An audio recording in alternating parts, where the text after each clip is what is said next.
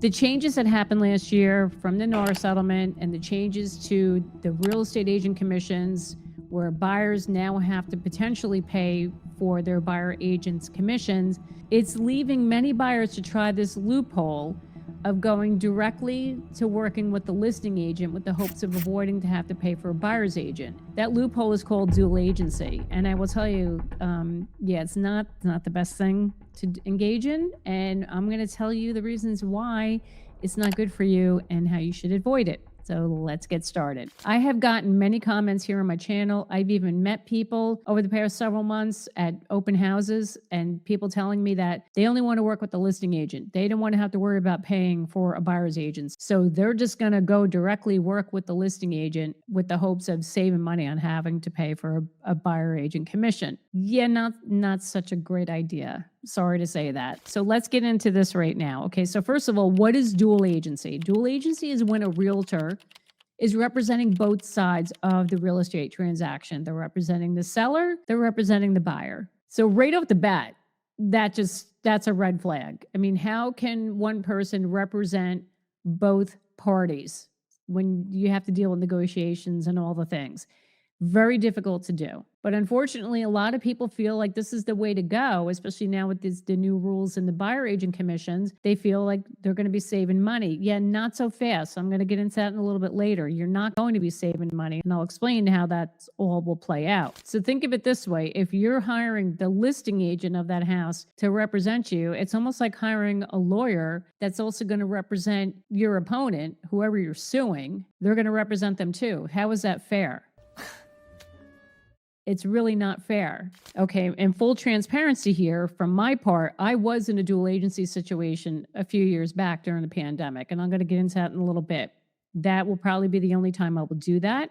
Will not do it again. I'll explain to you how that came to be and how it all worked out. So the biggest issue with dual agency is the conflict of interest, okay? You can't have somebody representing both sides fairly. But here's the biggest thing. The listing agent has a fiduciary responsibility to the home seller. They have their contract signed with the seller. So now if you're coming in unrepresented, you don't have a buyer agent, and you say, I want to work with you to buy this house, and they say, okay, yeah, that's great, that's fine. Here's the thing. They're not going to be helping you with the negotiations, and they're not going to help you with negotiating the price, and they're not going to help you with negotiating the inspection items. So you're on your own. And especially if you're a first-time buyer, that is a bad position to be in. You need full representation. You need an agent to be advocating for you and guiding you during that process, because the dual agent's not going to do it because they're only concerned about the seller, right? They want to make the seller happy. They want to help the seller get the most money for the sale of their house. So if you submit an offer, they could come back to you and say, nope, seller wants this price and that's it. And, take it or leave it. And people will feel pressured to say, okay, fine, that's what we'll do. And, we'll pay top dollar. We'll pay their price. The same goes for the inspection item. So if the inspection reveals that there are problems with the home that need repairs, you think that listing agent is going to say, oh, sure, I'll tell my sellers to give you a $30,000 credit for this repair. And yeah, not a problem. No, they're not going to do that. They're not. So you're not getting full representation, and you don't have somebody looking out for your best interest when you see issues with the house, or if you're not happy with the price or the terms of the deal. No one's going to bat for you. That listing agent is only going to bat for the seller. Another issue is there's limited confidentiality when you're a dual agent. Okay, so the buyer could be telling the listing agent their whole life story, how much they're willing to pay for the house, what their situation is on how quickly they need to close on the house, or if they have all the time in the world. And they're going to go back and tell the seller that because they have a responsibility to the seller. So don't feel that everything you're saying to that listing agent is going to stay with the listing agent. They're going to go back and reveal that to the seller because they can. 2 thumbs down. Dual agency it's just not a good thing to be involved with. Now, why would anybody choose to go work with the listing agent and do dual agency? Well, several reasons. The biggest thing is, as I hear from people, is they feel like they're going to get a better deal if they go directly to the listing agent. Not the case. It's not always the case. Another big reason why people want to work with the listing agent is if it's in a multiple offer situation, and I saw this a lot during the pandemic, the buyers will go directly to the listing agent thinking that they're going to get their offer accepted if they say, hey, I'm going to work directly with you, because they know that agent's motivated to get that offer accepted because that agent is going to be paid twice. And this is in the scenario if the seller is going to be paying a buyer agent commission. So say if they're paying the listing agent 2.5% and they decide, okay, we're going to pay buyer agent compensation of 2.5%, that agent is going to walk away with 5%. It's a little bit of a motivator for these listing agents to get that buyer's offer accepted, to convince the seller to go with them. And this happens a lot. It happened a lot during the pandemic. Yes, it does still happen a lot now. I see it in my own market. There's a lot of dual agency that goes on. Now, it's legal here in New Jersey. A lot of states it's not legal.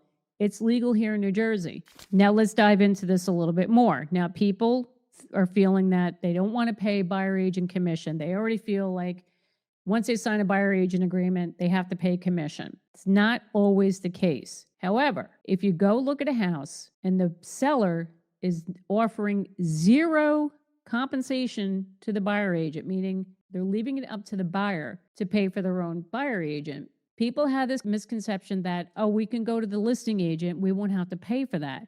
If the seller is not paying a buyer agent commission, do you think that listing agent is going to just work and get paid his 2.5% to represent both sides of the deal? No, they're not. That listing agent will still turn around and have you sign a buyer agency agreement. They're going to still ask you to pay their commission. You're not getting out of paying a buyer agent commission if the seller is not offering to pay it.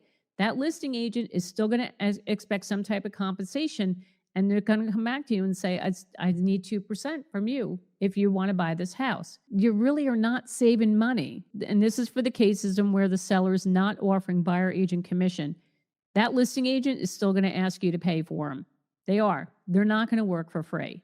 Sorry to say. Now, I was in a situation a few years back where I was in a dual agency situation. Again, this is, I mentioned earlier, this was during the pandemic, this happened. And the only reason I agreed to it is because both parties actually wanted me to represent them both, especially my sellers. My sellers were all over it. They're like, yeah, no, we'd rather have you handle it. And that's fine. They were okay with it. They were more comfortable with me being involved with the whole thing and not having to deal with a buyer's agent. Still hesitant about it. I'm like, okay. And the buyers were cool with it too. They wanted me to represent. I said, okay, that's fine. But listen, I'm working for them. I'm working for the seller. And they were okay with it. Because here in New Jersey, we do have real estate attorneys that are involved with the transaction. So they felt like, okay, we have a real estate attorney representing us. It's okay. And it worked out fine.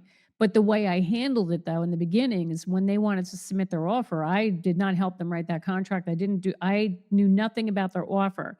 I sent them to my manager. I said, you're going to work with her. She'll talk to you about what you should be offering. She'll run comps for you. I don't want to know a thing about this. So it worked out really well. So she worked with them, wrote up their offer, and then presented it to me. And then I was able to go back to my sellers and we discussed the offer.